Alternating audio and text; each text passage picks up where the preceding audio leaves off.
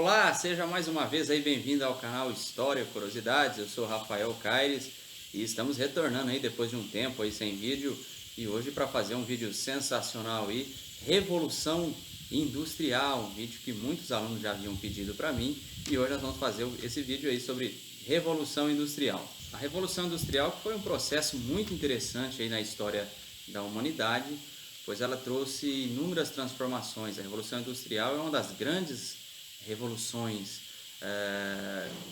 como já disse, da humanidade, pois ela muda os modos de produção, ela muda a forma que o ser humano lida com a natureza, né? E essa sociedade que nós vivemos hoje não seria possível sem antes, no século XVIII e século XIX, ter ocorrido a Revolução Industrial. A Revolução Industrial ela se divide, muitos historiadores dividem ela em duas, né? A primeira e a segunda Revolução Industrial. Uma começada aí a primeira, né? Na segunda metade do século XVIII e indo até o século XIX, ali no primeiro meados do século XIX, e a segunda Revolução Industrial do século, meados do século XIX até por volta ali de 1870, 1880. Eu coloco a Revolução Industrial como sendo uma única revolução, né? O que acontece posteriormente é só consequência daquela primeira revolução ocorrida lá atrás, né? Os primeiros indícios, as primeiras revoluções acontecem ali nas indústrias, nas fábricas têxtil, né? E posteriormente a evolução ou a transformação dessa revolução industrial ela vai abrangendo mais setores, aí entra a questão da ferrovia, entra a questão da metalurgia e por aí vai. É importante colocar, é importante salientar que as pessoas que vivem, né, nós que vivemos hoje nesse mundo contemporâneo, muitas vezes nós não temos a noção, né, de como foi a transformação para esse mundo de hoje, né? Hoje esse mundo cheio de tecnologias, redes sociais, tudo aí à base de máquinas, à base de, né, enfim. Mas antes, né, teve todo um processo para se chegar a esse mundo de hoje, né? Desde o período artesanal, depois passando pela manufatura e por último a maquinofatura. Então, o primeiro período aí que nós podemos colocar é o período artesanal, né? No momento ali em que se trabalhava de maneira artesanal, as pessoas eram donas dos meios de produção. O que é isso, né? Se você trabalhasse, por exemplo, numa fábrica, se você fosse um artesão que fizesse sapato, você participava de todas as etapas da produção, né? Desde da produção do couro, né? Curtir ali o couro, e aí pregar a sola,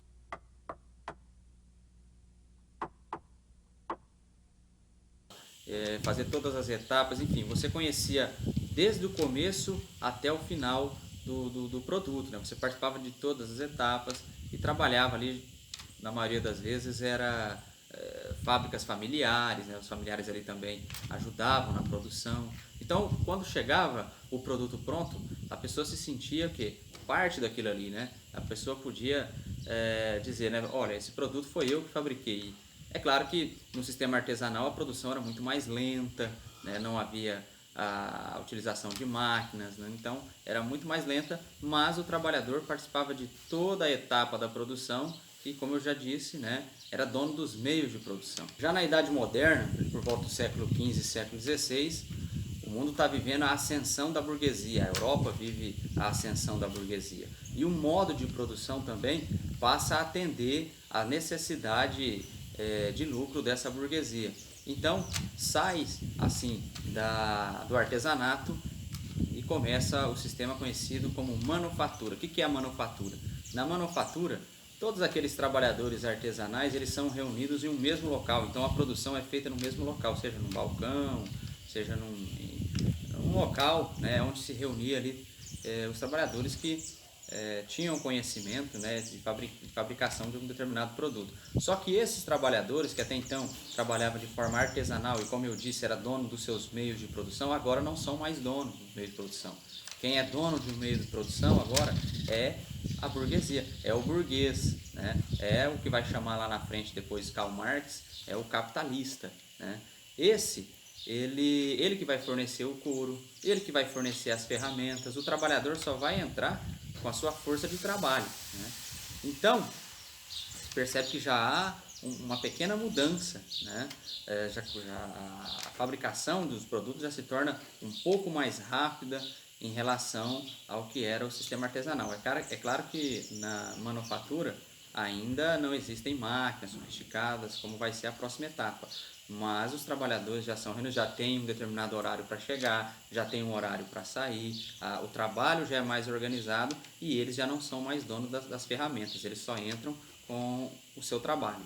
E aí, na segunda metade do século XVIII e início do século XIX, chega a maquinofatura, né, onde as máquinas vão passar a dividir o espaço ali com os trabalhadores. Né. É importante lembrar que o pioneiro nessa etapa, o pioneiro país que inicia-se a maquinofatura é a Inglaterra. A Inglaterra que inicia o processo de industrialização. E alguns fatores explicam por que os ingleses são os pioneiros, né? Por que a Revolução Industrial acontece lá. Primeiro, que existia na Inglaterra uma grande quantidade de mão de obra, né? Pessoas desempregadas. E essa grande quantidade de mão de obra só existia devido a um processo que aconteceu há alguns séculos atrás, que foi o processo de cercamento que aconteceu nos campos, né?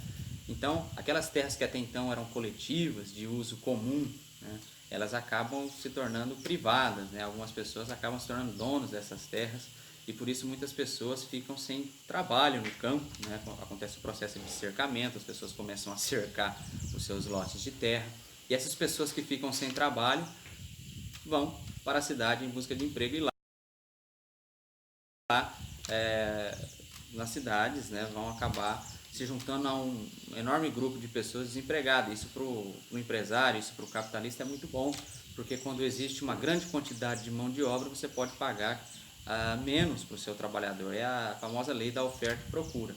Outro ponto também que ajudou a Inglaterra a se tornar pioneira no processo de industrialização é a grande quantidade de matéria-prima que o país possuía, principalmente o carvão mineral, né? Havia um carvão mineral em grande quantidade na Inglaterra.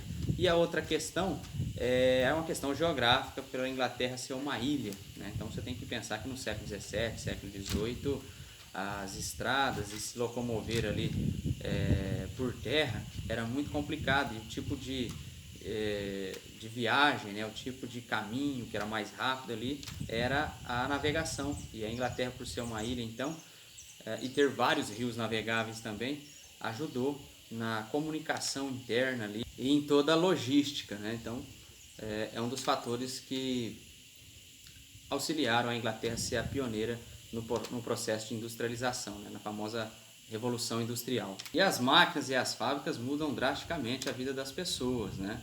A Inglaterra é palco de grandes, impactantes mudanças, né? As pessoas conseguem enxergar que o modo de produzir e a vida do ser humano não é mais igual como há tempos atrás, né?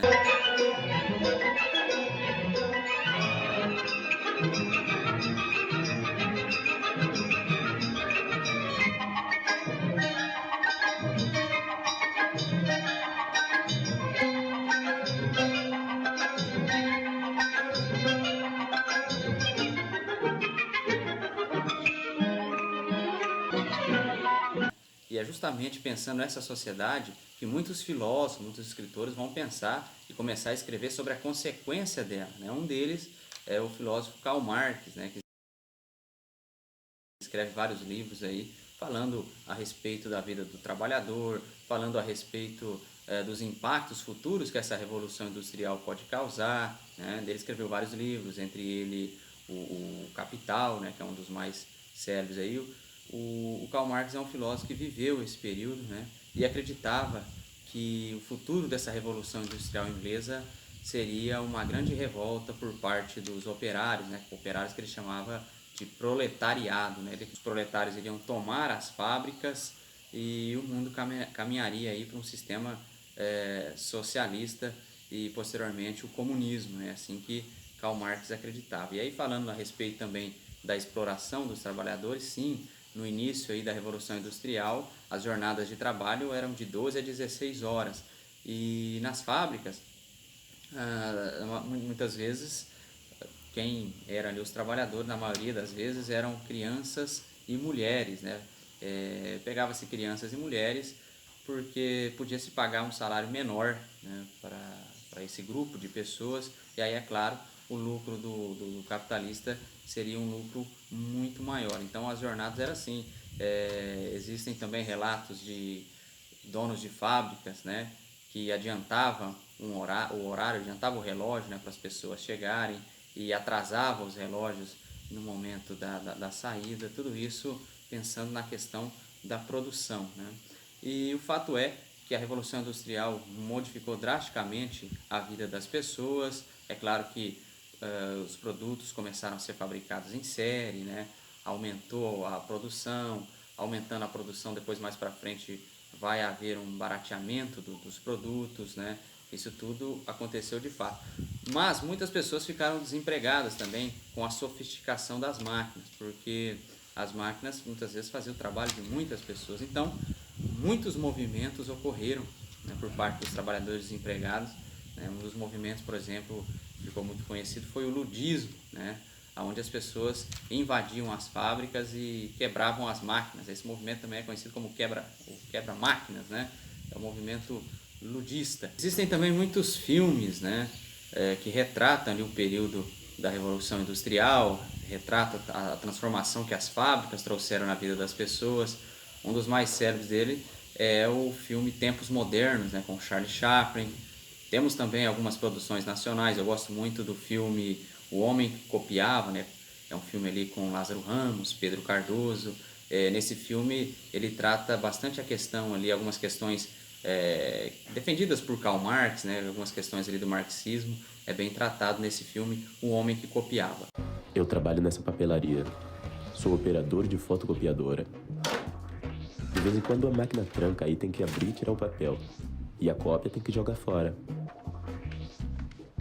Quase sempre, tu só tem de apertar esses dois botões. Start, Stop, Start, Stop, Start, Stop. É melhor parar. O Bolha acaba me vendo pelo espelho bolha dele. Ele diz que o espelho é pra segurança da loja. O Bolha pensa que eu sou otário. Considerando que ele me paga, ele não deixa de ter uma certa razão. Quando o papel acaba, tu abre aqui, baixa esse negócio, abre a gaveta e põe o papel. Primeiro tu solta bem o papel pra não grudar. É só segurar, dobrar, soltar. Segurar, dobrar, soltar. Mais uma. Aí tu bota o papel aqui, fecha a gaveta e pronto. Aqui tu controla a cópia, mais claro ou mais escura. O melhor é deixar sempre no meio, certo? Certo, Bolha. Sempre no meio.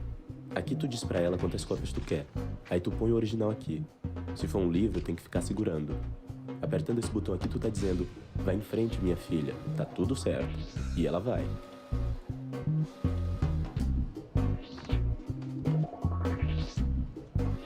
Essa luz é a melhor parte. Pronto. Vocês já sabem tudo que eu preciso saber para fazer o que eu faço. Operador de fotocopiadora. Grande merda. Então a Revolução Industrial trouxe grandes impactos, né, para a humanidade e vivemos, como já disse, as consequências dela até o dia de hoje, né? A própria formação do sindicato, a legislação trabalhista, tudo isso, né, foi pensado, criado e construído a partir da Revolução Industrial, né? E é claro que, infelizmente, atualmente, aí, né, na política atual, tudo aquilo que foi construído desde a Revolução Industrial, se você prestar um pouco de atenção e se você não for ligado aí nas questões políticas, né, você vai perceber que tudo aquilo, né, que é uma construção dos trabalhadores, nos dias de hoje está sendo desconstruído, né, infelizmente. Assim chegamos ao final de mais um vídeo aí do canal História e Curiosidade. Se você gostou, deixa seu like, não esqueça de se inscrever aí no nosso canal. Um abração e até a próxima, pessoal.